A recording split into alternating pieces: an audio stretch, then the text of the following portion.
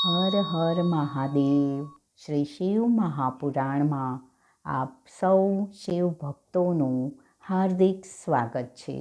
આજે આપણે રુદ્ર સંહિતામાં અધ્યાય 12 શિવલિંગના અર્ચનનો મહિમાનું શ્રવણ કરીશું.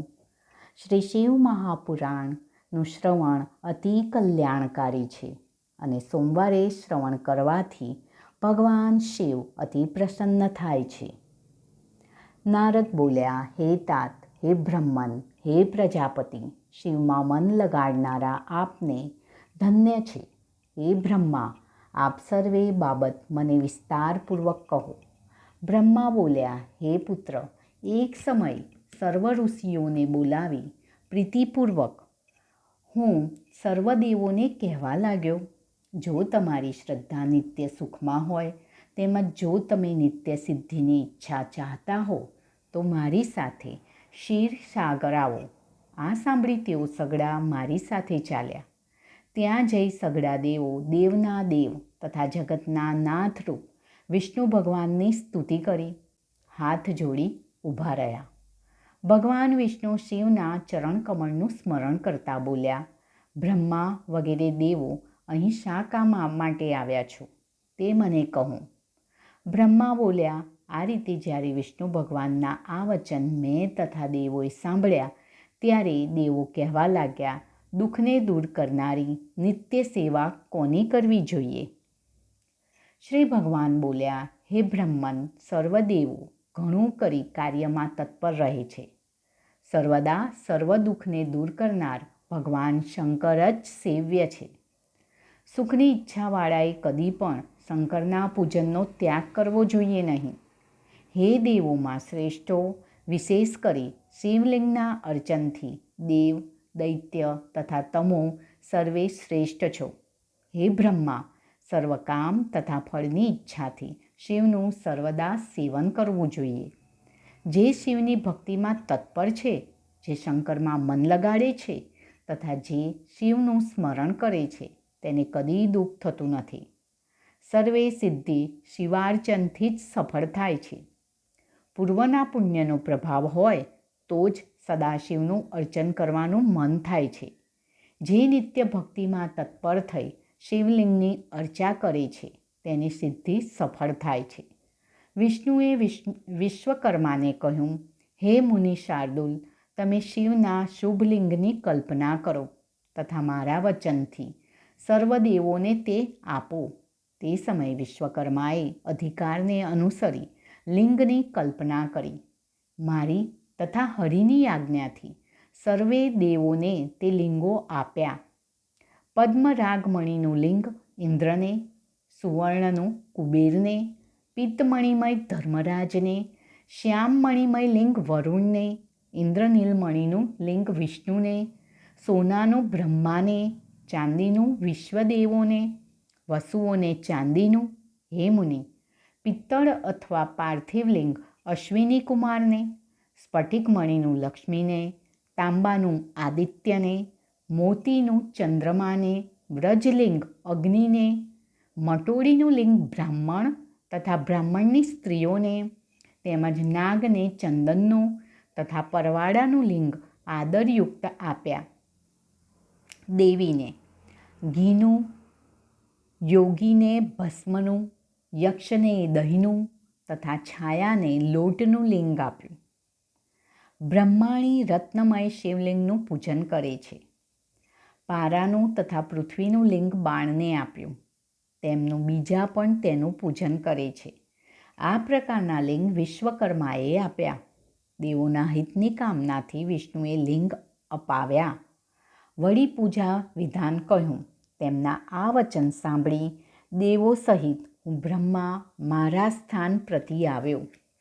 મારા સ્થાન પર આવ્યા પછી મેં કહ્યું, હે સર્વદેવો તથા ઋષિઓ, પ્રેમમાં તત્પર થઈ તમે આ સાંભળો. હું તમને ભક્તિ તથા મુક્તિ આપનારી શિવની પૂજાનો વિધિ કહું છું. 1000 યજ્ઞ કર્મ કરતાં તપોયજ્ઞ વિશેષ છે. ધ્યાન યજ્ઞ કરતાં બીજું કાંઈ શ્રેષ્ઠ નથી. ધ્યાન જ જ્ઞાનનું સાધન છે. જે ધ્યાન યજ્ઞમાં આસક્ત છે તેની સમીપ શંકર સદા રહે છે. આ શિવલિંગ પરમ આનંદને આપનાર વિશુદ્ધ, કલ્યાણદાયક તથા અક્ષર સ્વરૂપ છે. તે નિષ્કલ, સર્વગામી તથા યોગીઓના હૃદયમાં સર્વદા રહે છે. હે બ્રાહ્મણો, બાહ્ય તથા આભ્યંતરના ભેદથી લિંગ બે પ્રકારના છે. સ્થૂળ લિંગ બાહ્યલિંગ કહેવાય છે તથા સૂક્ષ્મ અભ્યંતર લિંગ કહેવાય છે. કર્મયજ્ઞમાં જે પ્રીતિ કરે છે તે સ્થૂળ લિંગમાં પ્રેમ કરે છે. જે આ તત્વને નથી જાણતા તેની ભાવના માટે સૂક્ષ્મ તથા સ્થૂળ વિગ્રહ થયેલ છે. જે આધ્યાત્મિક લિંગ છે તથા જે પ્રત્યક્ષ રૂપે નથી હોતું તેણે સૂક્ષ્મલિંગ તથા સ્થૂળ લિંગમાં પૂજાની કલ્પના કરવી. હે દેવતાઓ, મહાદેવ મોટા છે. જ્યાં સુધી વિજ્ઞાનની પ્રાપ્તિ ન થાય ત્યાં સુધી પ્રતિમાનું પૂજન કરતા રહેવું. જ્ઞાન થયા વિના પૂજનનો જો ત્યાગ કરે તો તે નિશ્ચયપૂર્વક પતિત થાય છે. જ્યાં જ્યાં જેવી ભક્તિ હોય તેવું પૂજન કરવું જોઈએ. પૂજન તથા દાનાદિક વિના પાપ દૂર થતું નથી. નિર્મળ દેહમાં દેવોની સારી રીતે પૂજા કરવાથી જ્ઞાનનો રંગ લાગે છે તથા વિજ્ઞાન ઉત્પન્ન થાય છે. વિજ્ઞાનથી અવ્યભિચારિણી ભક્તિ ઉત્પન્ન થાય છે. કારણ કે જ્ઞાનનું મૂળ સંસારમાં ભક્તિ જ કહેલ છે. ભક્તિનું મૂળ સત્કર્મ તથા પોતાના ઈષ્ટદેવનું પૂજન છે. પૂજનનું મૂળ સદ્ગુરુ છે તથા તેનું મૂળ મહાત્માની સંગતિ છે. સંગતિથી ગુરુની પ્રાપ્તિ તથા ગુરુ મળવાથી મંત્રાદિ પૂજન થાય છે. જ્ઞાનથી વિજ્ઞાન તથા તે વડે બ્રહ્મનો પ્રકાશ થાય છે. જે સમયે વિજ્ઞાન થાય તે જ સમયે ભેદ નિવૃત્ત થઈ જાય છે. ભેદ નિવૃત્ત થતાં જ સર્વ દ્વંદ્વ ભાવ અર્થાત સુખ દુઃખાદિ નિવૃત્ત થાય છે. દ્વંદ્વ દુઃખથી નિવૃત્ત થવાથી શિવરૂપ થવાય છે. જ્યાં સુધી ગૃહસ્થાશ્રમમાં રહેવું ત્યાં સુધી શિવજીનું પૂજન કરવું જોઈએ. કારણ કે તે સર્વનું મૂળ છે. મૂળના સિંચનથી સર્વે શાખા સિંચાય છે. તેમજ એક શિવના પૂજનથી સર્વદેવ પૂજાય છે.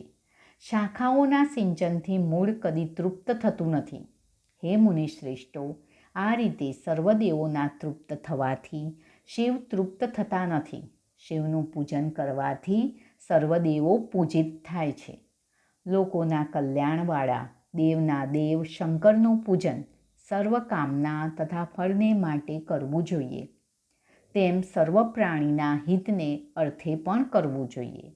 શ્રી શિવ મહાપુરાણ અંતર્ગત રુદ્ર સંહિતા સૃષ્ટિખંડમાં શિવલિંગના અર્ચનનો મહિમા નામનો 12મો અધ્યાય અત્રે. શ્રી હરિ.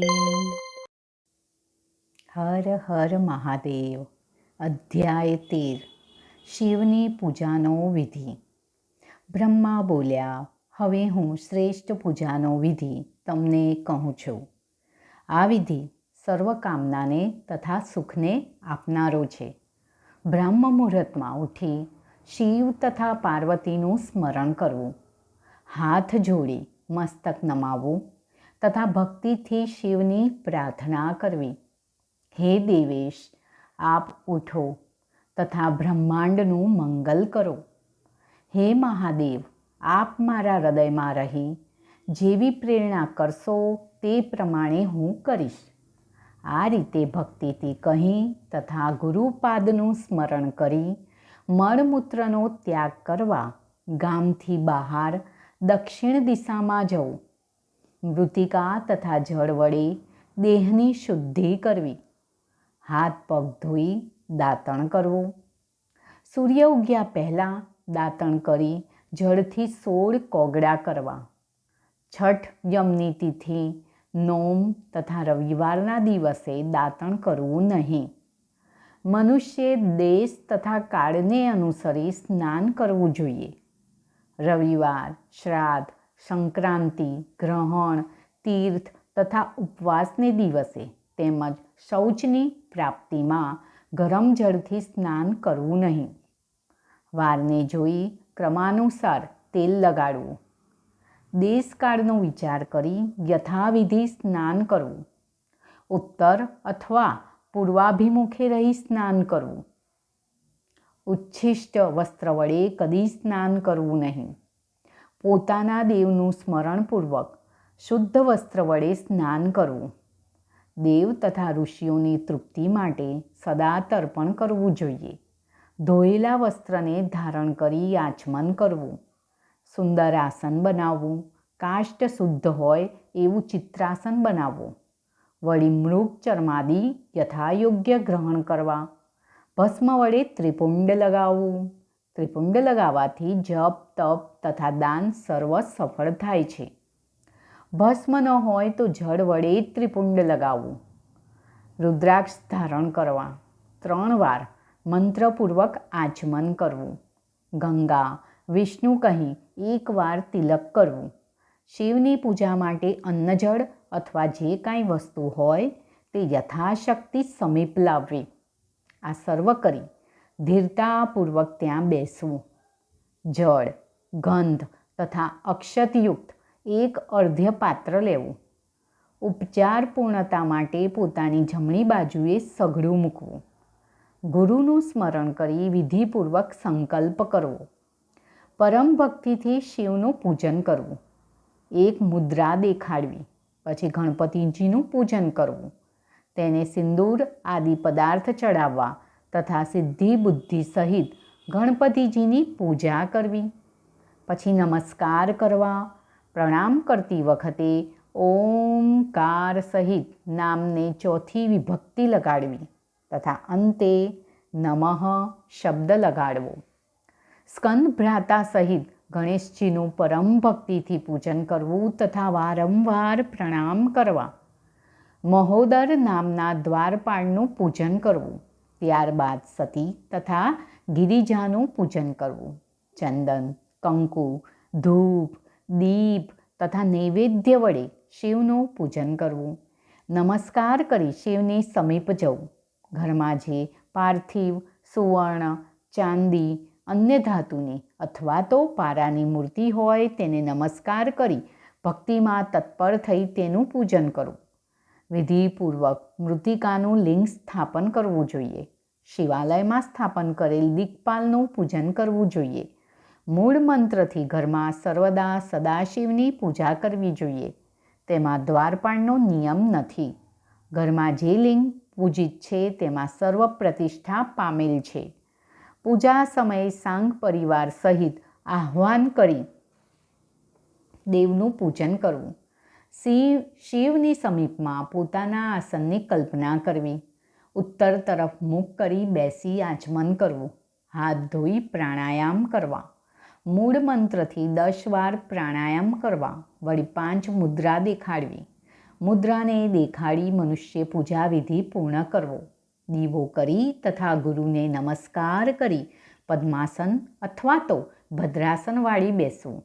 અર્ધ્ય પાત્રમાં શિવલિંગને સ્નાન કરાવવું. કૈલાસના શિખરમાં રહેલ પાર્વતીના પતિ ઉત્તમ, નિર્ગુણ તથા સગુણ યથોક્ત સ્વરૂપવાળા, શંકર સ્વરૂપ, 5 મુખવાળા, 10 ભુજાવાળા, 3 નેત્રવાળા, વૃષભની ધ્વજાવાળા, કપૂરની સમાન ગૌર વર્ણવાળા, માથા પર ચંદન તથા જટાજૂટથી શોભાયમાન, વ્યાઘ્ર ચર્મનું ઉત્તરીય વસ્ત્ર તથા સુંદર ગજચર્મ ધારણ કરનારા, વાસુકી આદિ સર્પને ગળામાં લપેટનારા, હાથમાં પિનાક આદિ આયુધવાળા, શસ્ત્રો જેની સમીપ 8 પ્રકારની સિદ્ધિ નિરંતર નૃત્ય કરી રહી છે એવા, જેની ચારે બાજુએ ભક્તજનો જય જય શબ્દો કરી રહ્યા છે એવા, દુસહ તેજ વડે દેવતાઓથી સેવિત થઈ દુર્લક્ષ્ય થઈ રહેનારા, સર્વજીવોને શરણ આપનારા, પ્રસન્ન મુખવાળા, વેદશાસ્ત્રોથી ગવાતા, વિષ્ણુ તથા બ્રહ્મા વડે સ્તુતિને પામેલા, ભક્તવત્સલ આનંદ સ્વરૂપ એવા સદાશિવનું હું આહ્વાન કરું છું. આ રીતે સદાશિવનું ધ્યાન કરી પછી આસનની કલ્પના કરવી. વળી શંકરને નિમિત્ત પાદ્ય તથા અર્ધ્ય આપવા. આચમન કરી પરમાત્મા શંભુને માટે પંચદ્રવ્ય, ધ્રુત, શર્કરા તથા જળાદિ વડે પ્રસન્ન થઈ સ્નાન કરાવવું. સર્વે ઈચ્છિત પદાર્થ શિવને અર્પણ કરવા. ત્યારબાદ પાર્વતીને જળ વડે સ્નાન કરાવવું. સુગંધયુક્ત ચંદન તથા બીજા અનુલેપનના પદાર્થ લગાડવા. સડંગ મંત્ર અથવા એકાદશ નામથી સ્નાન કરાવી નૃત્ય વડે માર્જન કરવું. આચમન કરાવી વસ્ત્ર સમર્પણ કરવા. મહાત્માના 5 મુખ પર 5 પુષ્પ ચડાવવા. અભિલાષાને અનુસરી પ્રતિમુખનું ધ્યાન કરવું. કમળ, શતપત્ર તેમજ શંખપુષ્પના ફૂલ, કુશપુષ્પ, ધતુરો, મંદાર, દ્રોણ, તુલસીપત્ર તથા બિલ્વપત્રથી ભક્તવત્સલ શંકરનું પરમ ભક્તિથી પૂજન કરવું. જો કોઈ પણ વસ્તુ ન મળે તો કેવળ બિલ્વપત્ર જ શિવને ચડાવવા. બિલ્વપત્રના અર્પણથી સર્વ પૂજા સિદ્ધ થાય છે. ગુગળ તથા અગરનો ધૂપ પ્રેમથી અર્પણ કરવો. ઘી પૂરી દીવો કરવો જોઈએ. ભક્તિપૂર્વક અર્ધ્ય આપી પ્રાર્થના કરવી. હે દેવ, મને રૂપ, યશ તથા ભોગ આપો. હે ભગવાન, આપને પ્રણામ છે. શિવને સુંદર નૈવેદ્ય આપવું જોઈએ. પ્રીતિપૂર્વક આચમન કરાવવું. તાંબૂલ તથા સાંગોપાંગ વિધાન કરી 5 બત્તીવાળી આરતી કરવી. ચરણમાં વારંવાર, નાભિમંડળમાં 2 વાર, મુખ પર 1 વાર તથા સર્વ અંગે 7 વાર આરતી કરવી. અનેક પ્રકારના સ્તોત્રથી શિવની સ્તુતિ કરવી. મંત્રથી ભક્તિપૂર્વક પુષ્પાંજલિ આપવી. શંકર સ્વરૂપ તથા પરેશરૂપ આપના સંતોષ માટે જ્ઞાન અથવા અજ્ઞાન વડે મેં જે પૂજા કરી છે તે હે શંકર તમારી કૃપાથી સફળ થાઓ. મારો પ્રાણ તમારામાં છે.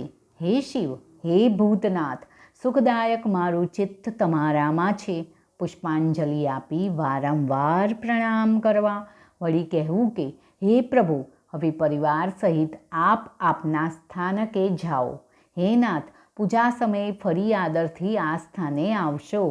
આ શિવને પૂજન તમને અમે વિસ્તારપૂર્વક કહ્યું તે ભક્તિ તથા મુક્તિને આપનારું છે. હવે બીજું શું સાંભળવાની ઈચ્છા છે? શ્રી શિવ મહાપુરાણ અંતર્ગત રુદ્ર સંહિતા સૃષ્ટિખંડમાં શિવની પૂજાનો વિધિ નામનો 13મો અધ્યાય. શ્રી હરિ. હર હર મહાદેવ. અધ્યાય 14. પુષ્પપૂજનનો વિધિ. ઋષિ બોલ્યા, હે વ્યાસ શિષ્ય, કયા કયા ફૂલના પૂજનથી શિવ કેવા કેવા પ્રકારનું ફળ આપે છે? સૂત બોલ્યા, હે શૌનકાદિ ઋષિઓ, કમળ, બિલ્વપત્ર, શતપત્ર તથા શંખપુષ્પથી દેવશંકરનું પૂજન કરવાથી લક્ષ્મીજીની પ્રાપ્તિ થાય છે. 1,00,000 પુષ્પ શિવને જો ચડાવીએ તો હે બ્રાહ્મણો, પાપની હાનિ થઈ નિસંદેહ લક્ષ્મીજીની પ્રાપ્તિ થાય છે. 20 કમળનો 1 પ્રસ્થ થાય. વળી 1000 બિલ્વપત્રનો અડધો પ્રસ્થ થાય છે. 1,000 શતપત્રનો અડધો પ્રસ્થ થાય છે. 16 પડનો 1 પ્રસ્થ તથા 10 ટંકનું 1 પડ થાય છે. આ રીતના પ્રમાણ વડે ત્રાજવા વડે તોલ કરી પુષ્પ ચડાવવામાં આવે તો સર્વ કામના પ્રાપ્ત થાય છે. જેને રાજ્યની કામના હોય તેણે 10 કરોડ પાર્થિવ પૂજા વડે શિવને સંતુષ્ટ કરવા. હે મુનીશ્વરો, શિવલિંગ પર મનુષ્યે અખંડ ચોખા ચડાવવા. તેને ચંદન તથા જળાધારીથી અર્ચિત કરવું. પુરાતન પુરુષોએ શંખપુષ્પના પુષ્પ વડે વિશેષ પૂજન કહેલ છે. પ્રધાન થવાની જેને ઈચ્છા હોય તેણે ઉપર કયા પ્રમાણે અર્ધું શંકરનું પૂજન કરવું. કારાગારથી મુક્તિને માટે લક્ષ કમળ વડે શિવનું પૂજન કરવું. જે રોગગ્રસ્ત હોય તેણે 50,000 કમળ વડે પૂજન કરવું. કન્યાની કામનાવાળાએ 25,000 કમળ વડે પૂજન કરવું. વિદ્યાની કામનાવાળાએ એથી અડધું તથા વાણીની કામનાવાળાઓએ ઘી વડે શંકરની પૂજા કરવી. શત્રુઓના ઉચ્ચાટન માટે પણ તેટલું જ પૂજન કરવું. મારણમાં લક્ષ તથા મોહનમાં 50,000 કમળનું પૂજન કહેલ છે. સામંતના જય માટે 1 કરોડ પૂજા કરવી જોઈએ. રાજાના વશીકરણ માટે 10 લાખ પૂજા કહેલ છે. વાહનાદિની પ્રાપ્તિ માટે 1000 પૂજા કરવી જોઈએ. મુક્તિની ઈચ્છાવાળાએ ભક્તિથી 5 કરોડ પૂજા કરવી જોઈએ. જ્ઞાનની ઈચ્છાવાળાએ લોકનું કલ્યાણ કરનારા શંકરની 1 કરોડ પૂજા કરવી. શિવના દર્શનની ઈચ્છાવાળાએ તેથી અડધી પૂજા કરવી. અન્ય કામનાવાળાએ ફળ માટે મૃત્યુંજયનો જપ કરવો જોઈએ. 5 લાખ જપ કરવાથી શિવ પ્રત્યક્ષ થાય છે. 1 લાખ પૂજન વડે ભક્તિ થાય છે. 2 લાખ વડે જાતિનો સંભવ થાય છે. 3 લાખ વડે કામના તથા 4 લાખથી શિવનું દર્શન થાય છે. 5 લાખ વડે નિસંદેહ પૂર્ણ ફળ મળે છે. મુક્તિના કામનાવાળાએ કુશ વડે પૂજન કરવું. હે ઋષિઓ, આ પૂજામાં સર્વત્ર લાખ સંખ્યાવાળી સામગ્રી જાણવી. આયુષની ઈચ્છાવાળાએ લાખ દુર્વા વડે શિવનું પૂજન કરવું. પુત્રની ઈચ્છાવાળાએ લાખ ધતુરાથી પૂજા કરવી. પૂજનમાં લાલ દાંડીવાળા ધતુરા લેવા જોઈએ. અગસ્ત્યના ફૂલના પૂજનથી અત્યંત યશ મળે છે. તુલસીના પૂજનથી ભુક્તિ તથા મુક્તિ મળે છે. કુંજ, કલ્હાર તથા આંકડાના ફૂલના પૂજનથી પ્રતાપ વધે છે. જપા ફૂલથી પૂજે તો શત્રુનો નાશ થાય છે. રોગ તથા ઉચ્ચાટનના કર્મમાં કરવીરના ફૂલ વડે પૂજા કરવી. બંદૂકના ફૂલ વડે ભૂષણની પ્રાપ્તિ તથા ચમેલીના ફૂલના પૂજન વડે નિશ્ચયપૂર્વક વાહનની પ્રાપ્તિ થાય છે. અળસીના ફૂલ વડે પૂજન કરવાથી વિષ્ણુના પ્રિય થવાય છે. ક્ષમીપત્રના પૂજનથી પુરુષની મુક્તિ થાય છે. મલ્લિકાના ફૂલ વડે પૂજન કરવાથી ઘરમાંથી ધાન્યનો અભાવ થતો નથી. કર્ણિકારના ફૂલના પૂજનથી વસ્ત્ર તથા સંપત્તિ મળે છે. નિર્ગુંડીના ફૂલ વડે મન નિર્મળ થાય છે. 1 લાખ બીલીના પત્ર વડે પૂજન કરવાથી સર્વકામના પૂર્ણ થાય છે. રાઈના ફૂલથી પૂજન કરવામાં આવે તો શત્રુઓનું મૃત્યુ થાય છે. એવું કોઈ ફૂલ નથી જે શિવને વહાલું ન હોય. ચંપો તથા કેતકીના ફૂલ સિવાય બીજા કોઈ પણ ફૂલ ચડાવવા. ચોખા ચડાવવાથી મનુષ્યને લક્ષ્મીની વૃદ્ધિ થાય છે. પણ આ ચોખા 6 પ્રસ્થ, 3 પ્રસ્થ, 2 પડ અથવા 1 લાખ અને અખંડ હોવા જોઈએ. 2 પ્રાજાપત્ય અથવા 1 માસ સંખ્યા જેટલું રૂપું આપવું. ઉપદ્રષ્ટાને શક્તિને અનુસરી દક્ષિણા આપવી. 12 બ્રાહ્મણોને ભોજન કરાવવું.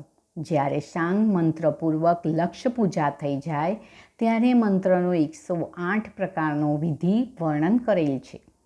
લાખ પડ તલ ચડાવવાથી મહાપાતક દૂર થાય છે. 11 પડ તથા 64 માસા તોલવાથી 1 લાખ તલ થાય છે. જવ વડે પૂજા કરવાથી સ્વર્ગ તથા સૌભાગ્યની વૃદ્ધિ થાય છે. 1 લાખ ઘઉં વડે શંકરની પૂજા કરવાથી સંતાનની વૃદ્ધિ થાય છે. 8 શેર ઘઉંનું પ્રમાણ 1 લાખ જેટલું થાય છે. મગ વડે પૂજન કરવાથી શિવ સુખ આપે છે. 2 પડના માપથી 1 લાખ મગ થશે. જો પરમાત્માનું પ્રિયંગુથી પૂજન કરે તો ધર્મ, અર્થ તથા કામની વૃદ્ધિ થાય છે. 1 પ્રસ્તમાં 1 લાખ પ્રિયંગુ થાય છે. આ વિધિમાં 12 બ્રાહ્મણોને ભોજન કરાવવું જોઈએ. રાઈ વડે શિવનું પૂજન કરે તો શત્રુઓનું મૃત્યુ થાય છે. 20 પડમાં 1 લાખ રાઈ થાય છે. શમીના પત્રથી શિવનું પૂજન કરી તેને સુશોભિત કરવા. મરચાં વડે પૂજા કરવાથી શત્રુનો નાશ થાય છે. આ રીતે અનેક પ્રમાણ જોઈ શિવનું પૂજન કરવું જોઈએ. હવે ધારા પૂજાનો મહાફળ કહું છું. ભક્તિપૂર્વક શિવની પૂજા કર્યા પછી ભક્તિપૂર્વક શિવ પર જળધારા કરવી જોઈએ. જ્વર તથા સન્નિપાતની શાંતિ અર્થે જળની ધારા અત્યંત સારી છે. શતરુદ્રીય મંત્ર અથવા 11 રુદ્ર મંત્રથી જપ કરવો. 1000 વાર મંત્ર બોલી શિવ પર ઘીની ધારા કરવી જોઈએ. આથી નિસંદેહ વંશનો વિસ્તાર થાય છે. જો કોઈની જળ બુદ્ધિ હોય તો સાકર મેળવી શિવ પર કેવળ દૂધની ધારા કરવી જોઈએ. આમ કરવાથી બુદ્ધિ ઉત્તમ પ્રકારની થાય છે. 10,000 મંત્ર ન થાય ત્યાં સુધી ઘીની ધારાથી પૂજન કરવું. વિના કારણ દેહમાં ઉચ્ચાટન થતું હોય, જ્યાં પ્રેમ હોય તે પ્રેમ ઓછો થઈ ગયો હોય અથવા દુઃખની વૃદ્ધિ થઈ હોય, તેમજ પોતાના ઘરમાં નિત્ય કલહ થતો હોય તો આ ધારા કરવાથી સર્વ દુઃખ શાંત થાય છે. શત્રુઓને તાપ આપવા માટે શિવ પર તેલની ધારા કરવી. સુગંધવાળા તેલથી ભોગની વૃદ્ધિ થાય છે. સરસવના તેલથી અવશ્ય શત્રુનો નાશ થાય છે. મધુ દ્વારા શિવની પૂજા કરવાથી યક્ષના રાજા રૂપે થવાય છે. શેરડીના રસની ધારા કરવાથી સર્વ પ્રકારનો આનંદ થાય છે. શિવનું સ્કંદ તથા ઉમા સહિત પૂજન કરનાર પ્રલય પર્યંત શંકરના જન સાથે ક્રીડા કરે છે અથવા અવિનાશી વિજ્ઞાનને પામી મોક્ષ મેળવે છે.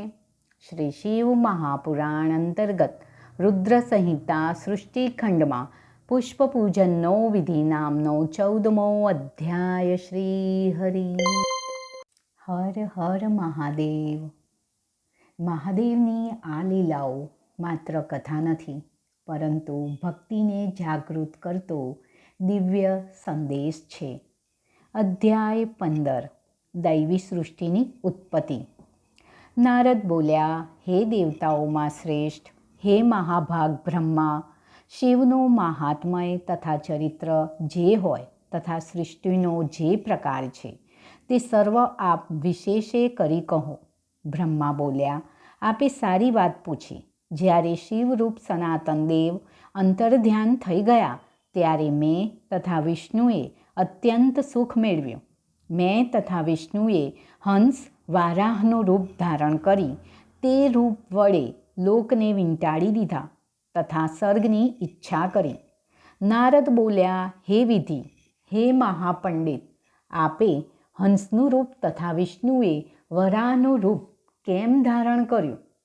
બ્રહ્મા બોલ્યા, હંસની ઉપર જવામાં નિશ્ચળ ગતિ હોય છે, તેમજ જળ અને દૂધને જુદા પાડવાની સમાન તત્વ તથા અતત્વને સમજવાનો વિવેક હોય છે. હંસ જ્ઞાન તથા અજ્ઞાનનો નિર્ણય કરવા સમર્થ હોય છે. જ્યોતિરૂપ શિવ તત્વના જાણવાથી હું હંસ પ્રગટ થાઉં છું.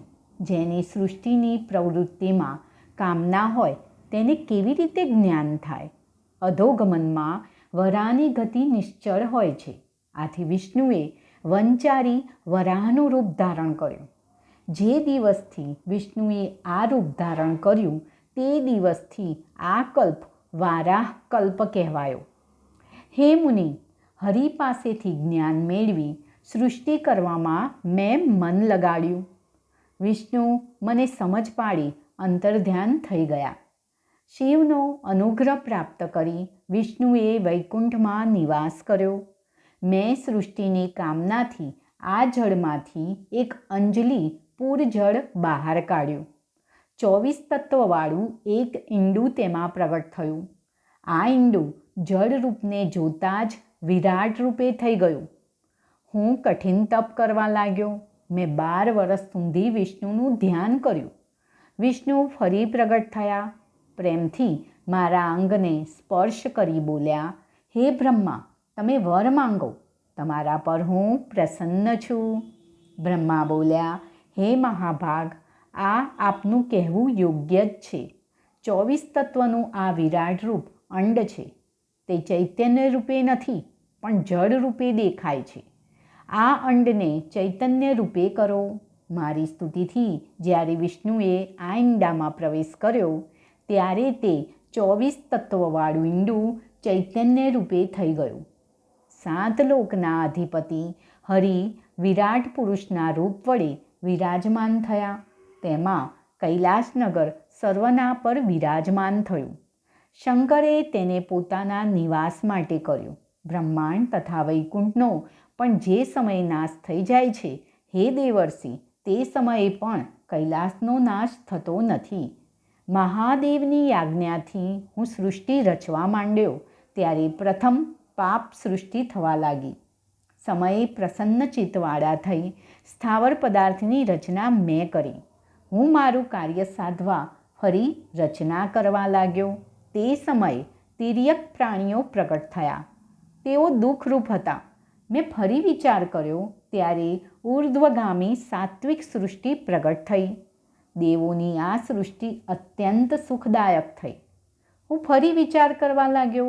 આ સમયે શંકરની આજ્ઞાથી રાજસ સર્ગ પ્રગટ થયો. તે મનુષ્ય નામનો ચાર્વાક સ્તોત્ર પરમ સાધક રૂપે છે. પછી મહાદેવની આજ્ઞાથી ભૂતાદિ સર્ગ પ્રગટ થયો. આ રીતે મારી કરેલી સૃષ્ટિ 5 પ્રકારની થઈ. 3 સર્ગ પ્રકૃતિના ભ્રમ દ્વારા થયા છે. તેમાં પહેલો મહৎ સર્ગ છે, બીજો સૂક્ષ્મ ભૌતિક સર્ગ છે તથા ત્રીજો વૈકારિક સર્ગ છે. પ્રાકૃતિક તથા વૈકારિક સાથે આ રીતે 8 પ્રકારની સૃષ્ટિ છે. 9મી સૃષ્ટિ કુમાર સર્ગ છે. તે પ્રકૃતિ તથા વિકૃતિવાળી છે. દ્વિજાત્મક સૃષ્ટિમાં સંકાદિનો મહાન સર્ગ થયો છે. આ સંકાદિ મારા માનસપુત્ર બ્રહ્મ સંમિત છે. આ 5 પંડિતો સંસારથી વિમુખ થયા તથા મહાવૈરાગ્ય યુક્ત થયા. શિવમાં મન જોડી તેમણે સૃષ્ટિમાં મન ન પરોવ્યું. તેમનો સૃષ્ટિના નિષેધનો ઉત્તર સાંભળી મેં અત્યંત ક્રોધ કર્યો. જ્યારે હું ક્રોધથી વ્યાકુળ થઈ ગયો ત્યારે મારા નેત્રમાંથી જળનું ટીમ્પું નીચે પડ્યું. વિષ્ણુએ મને સમજાવ્યો, તમે હવે શંકરને સંતોષવા ઘોર તપ કરો. હે મુનિ સત્તમ, મેં ઘોર તપ કર્યું. સૃષ્ટિ માટે તપ કરતાં મારી ભ્રુકુટી તથા ઘ્રાણના મધ્ય ભાગમાંથી અર્થાંત મારામાં 3 મૂર્તિના આદિ કારણરૂપ કૃપાના નિધિ અર્ધનારીશ્વર તથા પૂર્ણા શંકરેશ્વર પ્રગટ થયા. તે અજન્મા, તેજો રાશિ, સાક્ષાત ઉમાપતિ, સર્વજ્ઞ રૂપે, સર્વના કર્તા રૂપે તથા નીલ લોહિત છે. આવા શંકરને જોઈ મહાભક્તિથી સ્તુતિ તથા નમસ્કાર કરી હું અત્યંત પ્રસન્ન થયો. મેં દેવના દેવને કહ્યું કે આપ અનેક પ્રકારની સૃષ્ટિ કરો. મહેશ્વર મારા વચન સાંભળી પોતાની સમાન અનેક રુદ્રોની સૃષ્ટિ કરવા લાગ્યા. મેં કહ્યું કે હે દેવ, આપ જન્મ મૃત્યુના ભયવાળી પ્રજાની રચના કરો. મહાદેવ બોલ્યા, હે બ્રહ્મા, હું જન્મ મૃત્યુના ભયવાળી પ્રજા નહીં રચું. હે પ્રજાપતે, દુઃખ વડે વ્યાકુળ એવી પ્રજાને આપ જ નિર્માણ કરો. આ રીતે નીલલોહિત ભગવાન મને કહી મારા દેખતા જ ગણો સહિત ત્યાંથી અંતર્ધ્યાન થયા. શ્રી શિવ મહાપુરાણ અંતર્ગત રુદ્ર સંહિતા સૃષ્ટિખંડમાં દૈવી સૃષ્ટિની ઉત્પત્તિ નામનો 15મો અધ્યાય ત્રે શ્રી હરિ. શ્રદ્ધાથી કરેલું શિવલિંગ પૂજન અને પવિત્ર અર્પણ ભક્તના જીવનમાં શાંતિ અને શિવકૃપા લાવે છે. બોલો હર હર મહાદેવ. આવી જ દિવ્ય અને પવિત્ર કથાઓ શ્રી મહાશિવ પુરાણમાં સાંભળવા માટે જોડાયેલા રહો આનંદવાણી સાથે. હરિ ઓમ.